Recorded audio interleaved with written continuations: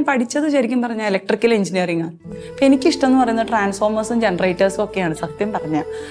പക്ഷെ ഞാൻ സോഫ്റ്റ്വെയർ ഫീൽഡിലേക്ക് പോകുന്നതുകൊണ്ട് എനിക്കത് ജാവയൊക്കെ ഭയങ്കര ബുദ്ധിമുട്ടായിരുന്നു. അപ്പം ഞാൻ ഓർക്കുന്നുണ്ട് അതുവരെയുള്ള എൻ്റെ പ്രാർത്ഥന എന്നൊക്കെ പറയുന്നത് എനിക്ക് ഫുൾ A+ കിട്ടിയതിന് നന്ദി എന്നൊക്കെ അഡ്വാൻസ് ആയിട്ട് പ്രാർത്ഥിച്ചു. പക്ഷേ ജാവ പരീക്ഷയുടെ തലേദിവസം ഞായറാഴ്ചയായിരുന്നു. എനിക്ക് ഉറപ്പായി ഞാനിത് പൊട്ടും. കാരണം ജാവ വളരെ സിമ്പിളാണ്, പവർഫുൾ, വെരി പവർഫുൾ. അപ്പം ഞാൻ അന്ന് കുർബാനയ്ക്ക് പോയപ്പോൾ ഞാൻ എൻ്റെ ജീവിതത്തിൽ ആദ്യമായിട്ട് ഞാൻ പ്രാർത്ഥിച്ചു, ദൈവമേ നാളത്തെ പരീക്ഷയ്ക്ക് ഞാൻ തോക്കും, ആ തോൽവി ഏറ്റുവാങ്ങാനുള്ളൊരു ശക്തി നീ എൻ്റെ ഹൃദയത്തിന് തരണമെന്ന് ഞാൻ പ്രാർത്ഥിച്ചു. വിചാരിച്ച പോലെ തന്നെ പരീക്ഷ കഴിഞ്ഞ് ആൻസർ സബ്മിറ്റ് ചെയ്ത് അപ്പം തന്നെ റിസൾട്ട് വന്ന് 8 നില പൊട്ടി. പിന്നെ അന്നത്തെ ഒരു ആശ്വാസം, ക്ലാസ്സിൽ നിന്ന് പുറത്തിറങ്ങിയപ്പോൾ പൊട്ടിയ കുറച്ചധികം പേരുണ്ട്. അപ്പം നമ്മൾ നീയും പൊട്ടി ഞാനും പൊട്ടി, സെറ്റ്, അങ്ങനെ ഇറങ്ങി. പക്ഷേ ഞാൻ ഓർക്കുമായിരുന്നു എങ്ങനെ ദൈവം പതുക്കെ പതുക്കെ എൻ്റെ പ്രാർത്ഥനകളൊക്കെ മാറ്റി.